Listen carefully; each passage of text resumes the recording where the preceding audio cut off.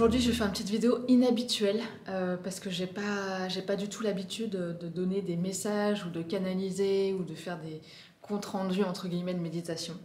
Mais là, j'avais un message vachement important et en fait assez en lien avec ma dernière vidéo que j'ai faite juste après, au tout début d'année, là, tout début janvier, sur le fait que bon, on se sentait quand même un petit peu perdu par rapport à tous ces événements qui ne se passent pas et qu'on attendait.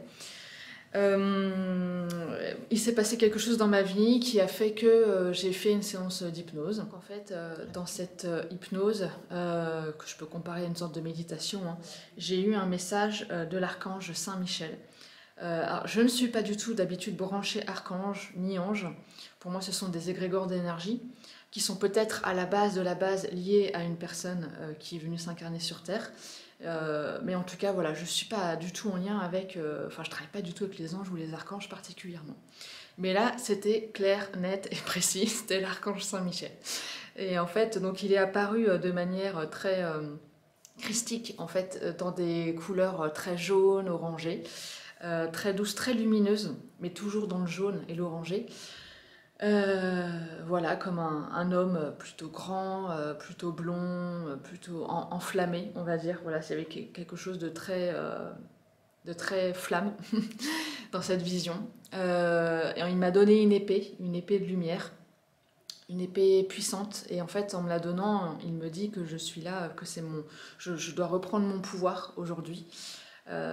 Qu'il n'est plus le temps de se lamenter, mais que voilà, il faut vraiment... En fait, il me redonne le pouvoir par cette épée de lumière. Donc en fait, il y avait cette épée qu'il me donnait, que je pouvais mettre de manière donc verticale, comme ça, une épée de lumière qui symbolisait le lien terre-ciel. Donc en fait, on n'est pas, en tant qu'être humain, nous sommes tous divins, nous sommes tous connectés à la source, à Dieu, et en même temps liés à cette terre. Mais voilà, nous ne devons jamais oublier que nous venons de la source, que nous sommes toujours connectés à la source, à Dieu, à l'univers, que nous l'avons également en nous. Parce que des fois, c'est vrai qu'on peut se sentir abandonné un peu sur cette planète avec tout ce qui se passe. Mais voilà, ne jamais oublier, non, on n'est pas abandonné, ce qui se passe doit se passer, on l'a choisi avant de venir ici, voilà, ce qui doit se passer va se passer, mais surtout ne jamais oublier que nous sommes là, nous sommes des guerriers de lumière, et nous sommes là pour aussi incarner cette force, cette foi dans le plan divin. Voilà, donc ça c'est hyper important. Et il me montrait également l'épée, donc là vous voyez pas, mais que je maintiens devant moi horizontalement, et là ça symbolise donc le traçage de mon espace de liberté, mon espace où rien ne se passera. Je dois protéger ce qui me semble devoir être protégé pour moi, et assumer la responsabilité de mes actes de protection. Alors, c'est-à-dire, à un moment donné, tout ce qui va se passer, toutes les atteintes à nos libertés, à nos droits les plus simples, comme celui de respirer, nos droits de bouger en liberté, etc. Tout ça, en fait, ce sont des droits qui, pour l'instant, nous sont un peu piétinés. Voilà, mais nous pouvons poser nos limites. Alors, chacun doit poser les limites qui lui incombent, hein, et assumer la responsabilité. C'est qu'à un moment donné, si on ne supporte plus de voir notre enfant avec un masque à l'école, on l'enlève, on fait ce qu'il faut, on l'emmène à son boulot, peu importe. Mais en fait, voilà, c'est vraiment assumer. Après, chacun verra ce qu'il peut ressentir en lui et ce à quoi ça fait appel dans sa vie, son questionnement.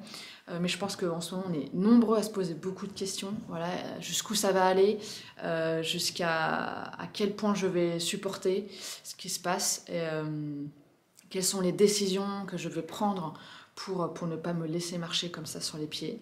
Voilà, mais vraiment, j'ai vraiment senti cette force, c'est ça qui est super important. Voilà, c'est ce que Saint-Michel est venu nous apporter, c'est que c'est pas parce qu'on est des guerriers qu'on doit être dans la violence ou dans la protection de l'ego, dans les quêtes de pouvoir, pas du tout, c'était pas ça.